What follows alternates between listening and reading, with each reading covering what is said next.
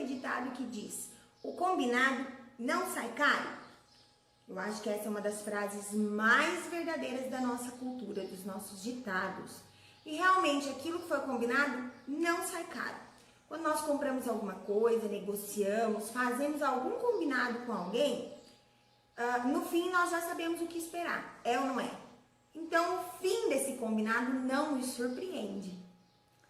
Mas aqui na nossa página, você já sabe que nós falamos sobre comportamento, núcleo familiar, pais e filhos, maternidade, falamos sobre as crianças em casa, sobre desenvolvimento, aprendizagem, e hoje não vai ser diferente. Hoje eu quero falar com você sobre combinados. Na sua casa, você tem bem estabelecidos os combinados? Quando eu falo em combinados, eu estou falando sim sobre as regrinhas de comportamento, sobre os combinados. Essa semana eu dei uma super dica no Story sobre o quadro do comportamento, que é aquele quadro que nós fazemos em casa. Ali nós colocamos de uma forma visual, uma forma concreta, os combinados que nós queremos fazer com a criança. Então colocamos lá: não gritar, comer tudo, lavar as mãos, dormir, organizar os brinquedos, organizar os pertences, fazer a lição. Então nós colocamos uma ordem, nós colocamos uma série de símbolos que lembra a criança aquilo que ela precisa fazer. São combinados, aquilo que nós estamos esperando que ela faça. E nós falamos também a respeito de como apresentar esses combinados, esse quadro de comportamento para as crianças. E uma coisa importante é: todo projeto, a parte mais importante não é a estrutura que ele tem, é a apresentação. Não importa o produto que você tenha ou o serviço que você tenha, o que importa é como você vai vender esse serviço para o seu cliente. Mas o que tem a ver combinado com o cliente, com a apresentação? Já me perdi.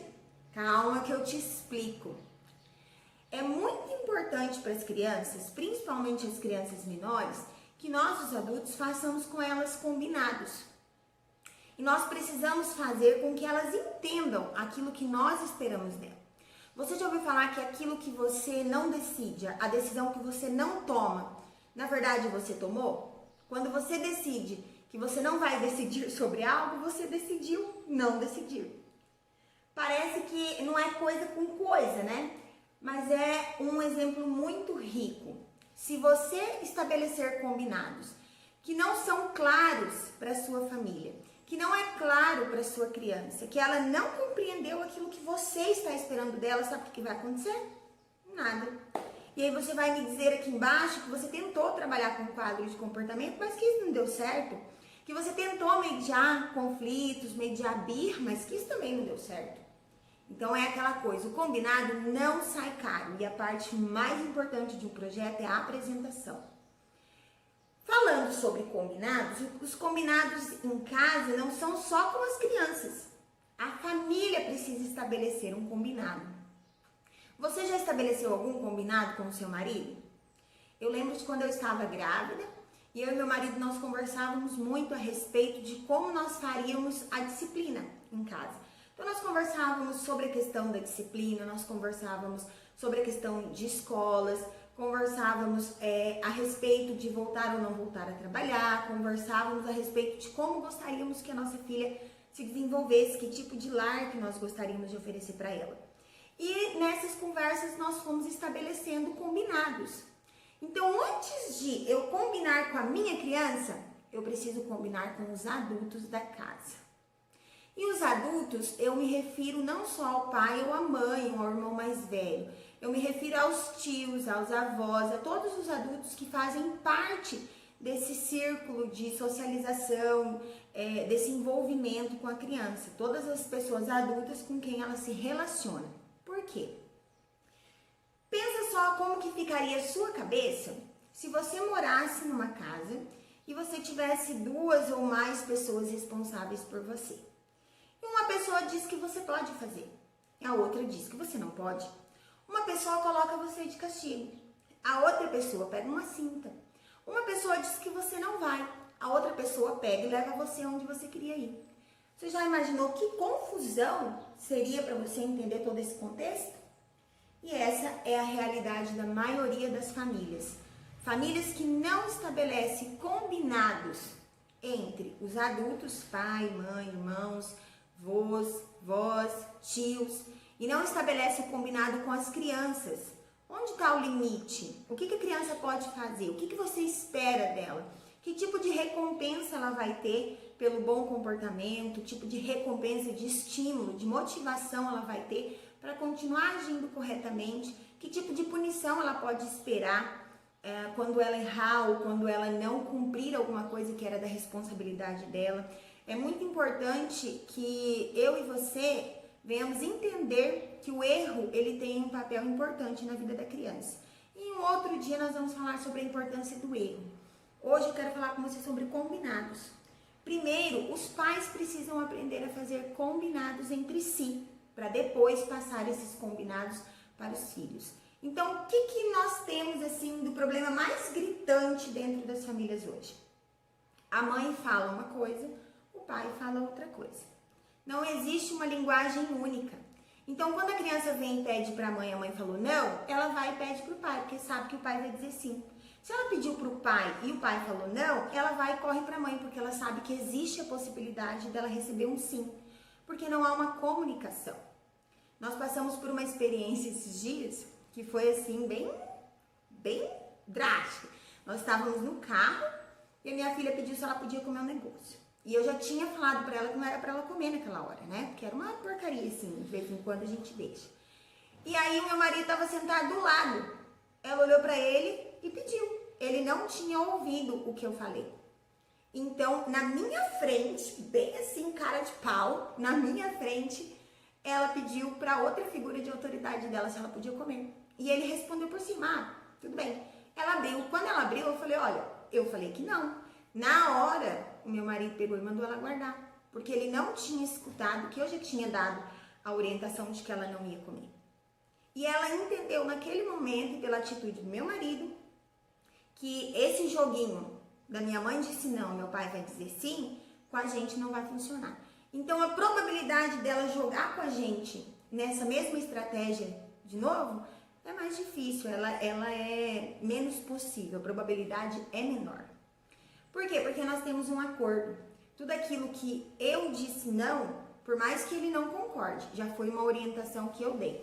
Se ele concordou ou não, nós vamos conversar depois, vamos expor os pontos sem ser na frente dela e vamos negociar os nossos pontos de vista. E aí nós vamos resolver isso. Mas nós temos combinados. Então, tem combinados em relação à resposta que nós damos para as professoras da escola. Tem combinados em relação a deixar ela na casa da avó ou não deixar. Tem combinados em permitir ela a passear sem a nossa presença, com tios, com primos. Nós dois temos os nossos combinados. Então, quando vem a proposta, o que eu respondo vem de encontro com aquilo que meu marido responderia na maioria das vezes, porque nós temos um combinado. Então, não sei se até aqui já ficou suficientemente claro para você a importância de você construir combinados dentro da sua casa. Por exemplo, se a mãe e o pai são adeptos da disciplina positiva, então nós vamos fazer os reforços positivos, vamos trabalhar o desfoque, vamos dar ênfase naquilo que a criança faz de bom, naquilo que ela faz nos seus acertos, naquilo que ela constrói de positivo, e vamos ali contornar, vamos disciplinar, vamos conversar, fazer com que ela entenda onde ela errou e que ela crie hipóteses para solucionar. Se essa é a minha abordagem, que sou mãe, e a abordagem do pai da criança, a abordagem da avó não pode ser diferente. A abordagem dos tios não pode ser diferente. Você não pode ceder a negociação naqueles acordos que você já estabeleceu dentro da sua casa. Então, você precisa comunicar a essas pessoas. Não, eu não permito que a criança coma isso. Não, eu não permito que ela seja chamada desse apelido ou desse nome. Então, assim, são exemplos simples que eu tô dando para você, mas isso vai facilitar a sua vida absurdamente. Por quê? Se você não estabelecer combinados, você vai ter que aceitar os combinados que o seu filho vai estabelecer. E você vai ter que aceitar os combinados das pessoas que moram fora da sua casa estabelecerem para você e para os seus filhos. E é aí que nós temos um problema. As mães não se sentem apoiadas. Ah, porque o pai é muito ausente, porque todas as decisões sou eu que tomo, porque eu falo uma coisa, ele fala outra. O pai se sente excluído dessa responsabilidade de educar, de gerir as emoções, de ordenar, de dar orientações. O pai se sente anulado, porque todas as vezes que ele dá uma resposta, que ele dá uma orientação, a mãe vem, ó, tesoura.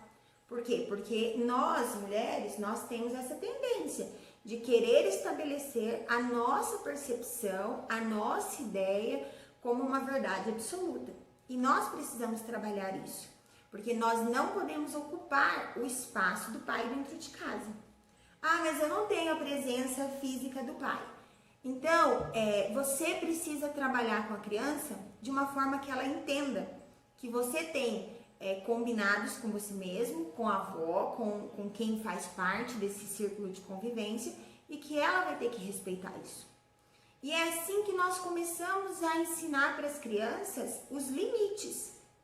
Porque, um exemplo, a minha filha, a gente já vem com esses combinados desde antes dela nascer. Então, muito cedo, ali, quando ela já começou a ter as percepções de interação social dela, perto de um aninho, ela já começou a identificar alguns limites. Então, ela sabe que daquele ponto ela não vai passar, porque a gente não vai deixar ela passar. Então, nós evitamos uma série de confrontos, nós evitamos uma série de brigas, de desgaste, porque nós administramos essas tomadas de decisões com base nos combinados que nós já temos. E aí sim eu vou passar isso para a criança.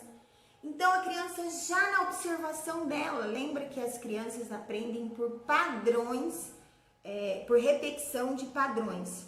Lembra disso? As crianças aprendem na repetição de padrões. Então, se a minha filha pediu para mim, eu disse não. Pediu para o pai disse sim. Mas no mesmo momento que o pai percebeu que foi uma orientação contrária a que ela já tinha ganho, ele corrigiu ela.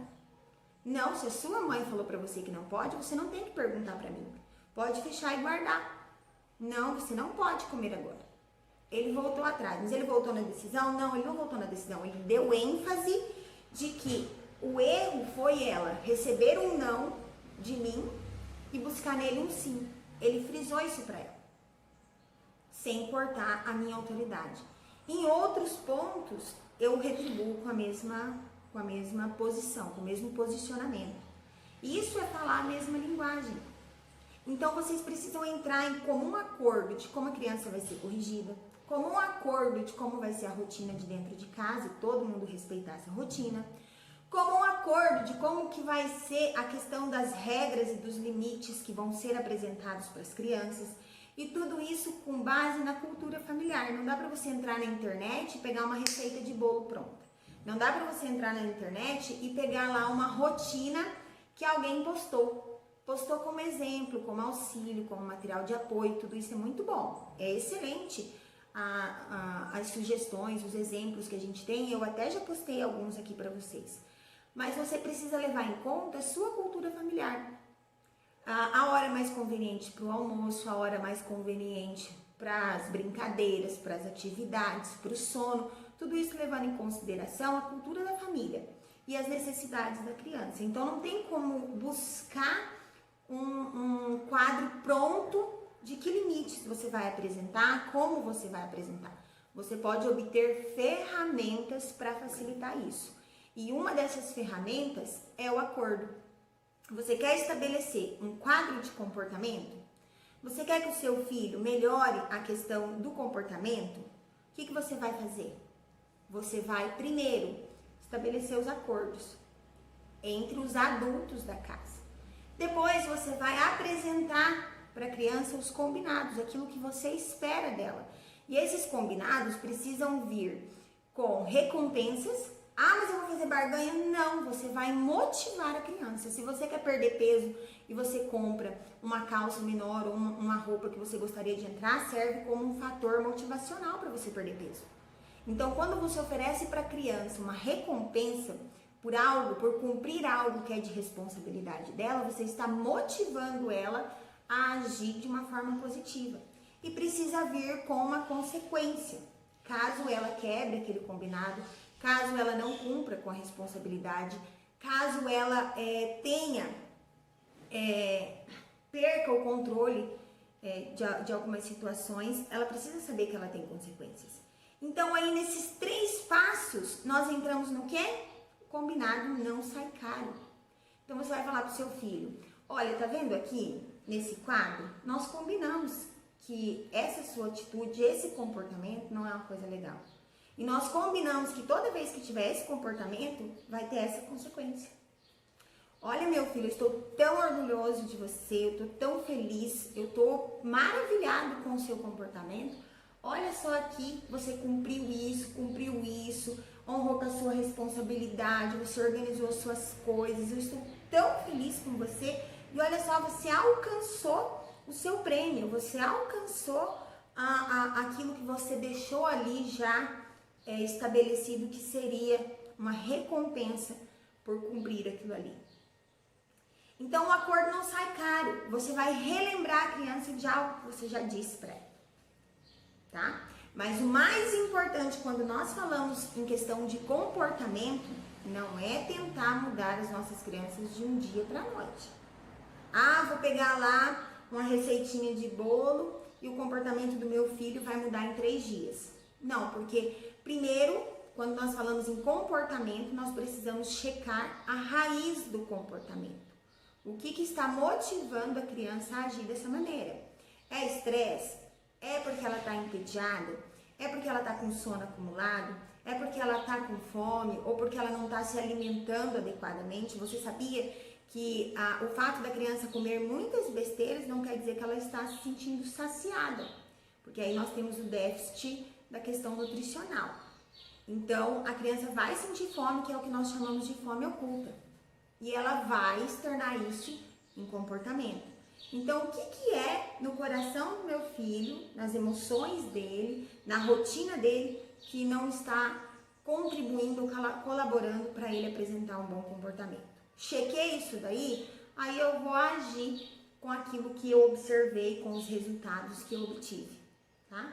Então, quando nós vamos estabelecer que tipo de regrinhas nós vamos ter, que tipo de combinado nós vamos fazer com a criança, nós precisamos checar isso. Criança não grita à toa, criança não se joga no chão à toa, criança não bate em você ou nas outras crianças e mostra um comportamento agressivo à toa. Então, esse mural vai servir como um lembrete para ela daquilo que você espera e daquilo que é responsabilidade dela fazer.